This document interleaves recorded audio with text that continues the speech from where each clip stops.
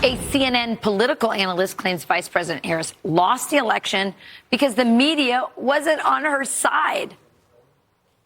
Maybe it's not so much Democrats' policies or messaging or the words that they use specifically, but there is an entire right-wing media ecosystem that doesn't exist on the left, and it does not exist in the center or mainstream, and people are getting their information in very different ways now. Control. They're all yes.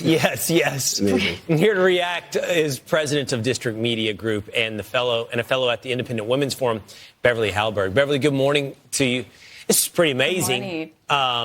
It's reminiscent of the 90s when it's like we don't control talk radio and therefore that's why we lose everything.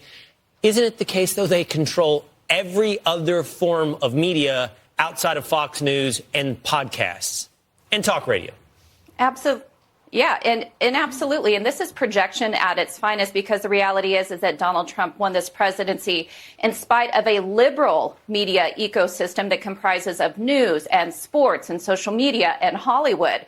And I think as we look at this, we also have to combine that with the fact that they covered up for Joe Biden and his mental decline. They also did a complete rewrite of Kamala Harris, saying somebody who was a very unpopular VP all of a sudden was a political superstar. So as you see this Monday morning quarterbacking, these autopsies going on, the question I ask myself, is this purely just trying to deflect from the blame that they should actually take on themselves? Or is it something more insidious? Is this something because of their moral superiority, their arrogance, where they can't even see the truth anymore because they're so blinded?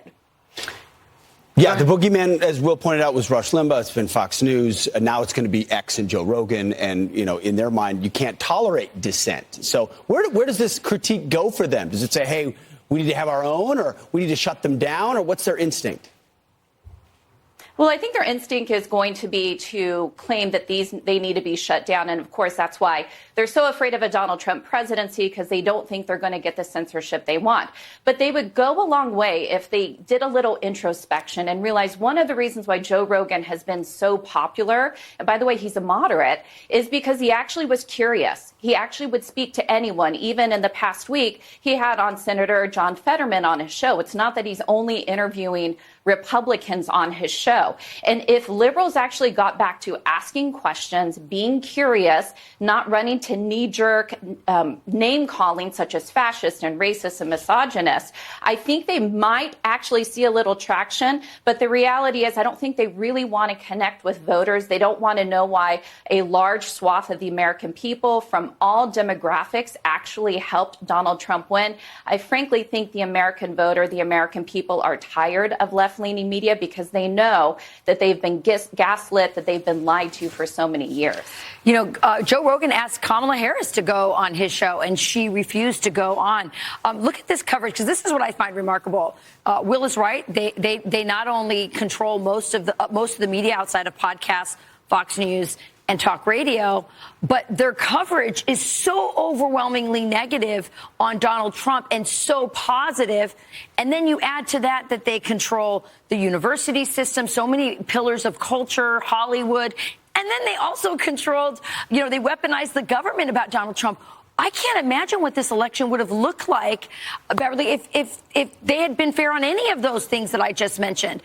It's truly remarkable what Donald Trump has overcome. It's an epic story, actually. Yeah, I think there's a big turning point in this country where even if you were called racist and garbage, and of course there were the basket of deplorables from years ago, I even think the era of COVID where Americans were called the part of the reason we had this pandemic, I think the name calling doesn't work. It's not that someone who is a racist isn't a horrible thing, but people don't believe they're that because everybody's called that. These terms have lost their meaning. And I think another part of this is when you're told that the economy's fine, that inflation is transitory, not that bad, that President Joe Biden is running circles around his staff, people know that that doesn't match with reality. They don't trust legacy media anymore. Joe running circles around his staff. Yeah. It's true. Beverly, thank you very much. Thank you. Good stuff. Thanks, guys.